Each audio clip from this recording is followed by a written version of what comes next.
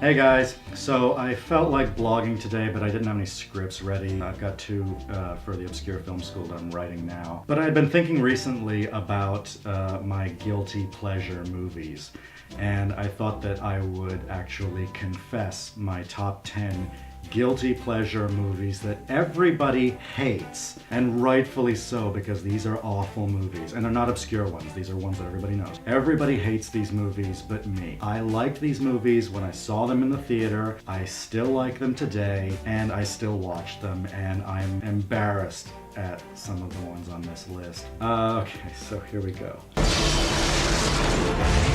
Number 10.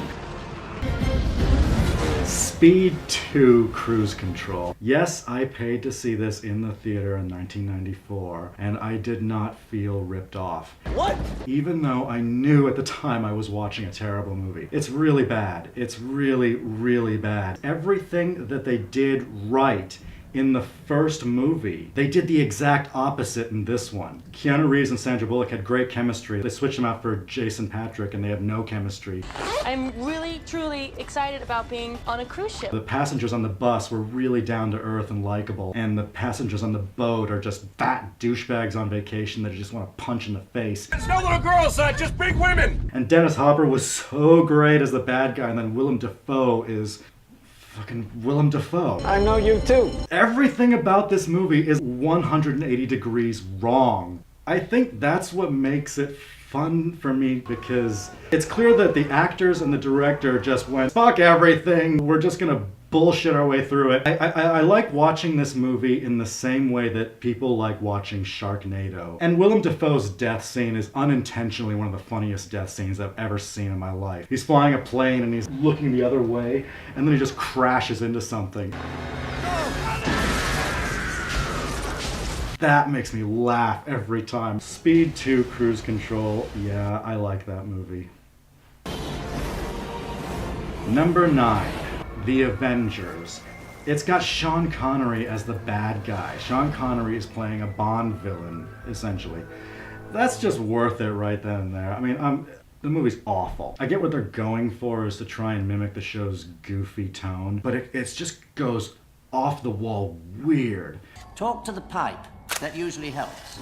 This movie is kind of like watching a really bizarre music video where you don't know what kind of freaky, weird visual is going to pop up next. And it'll probably be something that makes you laugh. Like, I laugh my ass off when the teddy bears pop up, and one of them is Sean Connery's voice going, "Welcome to Wonderland Weather." Welcome to Wonderland Weather. The very definition of a guilty pleasure. And Sean Connery's literally in a kilt, just waving his scepter around, with thunder and lightning in the background. It's so friggin' cheesy. Number 8. A View to a Kill. This one seems to be everybody's least favorite James Bond movie, or at least one of the bottom 3. And I can see why. Roger Moore's like 59 in it or something, and Tanya Roberts is annoying as hell. Jay! Don't leave me! But firstly, the Duran Duran song, that is awesome. Choice for you is the view to a kill. And secondly, the bad guys are Grace Jones and Christopher Walken. You can put Christopher Walken in an Adam Sandler movie and it makes it watchable. He's definitely one of the most psychotic bad guys. He's gleefully, disgustingly violent. I don't know why people find this Bond movie worse than, say, Moonraker. I love it. I watch it all the time. It's probably my first or second favorite Bond movie, along with Goldfinger. Good. Number 7. Short Circuit 2. Yes. Yes, Bishop Stevens is the Indian guy. That's a horrible racist portrayal, and we know that. Isn't that a swell dress you're wearing tonight? But the thing that everybody remembers about that movie is this scene where Johnny Five gets smashed to pieces by these guys with axes and stuff. Not disassembled in a line. No, please, I'm alive. No, stop.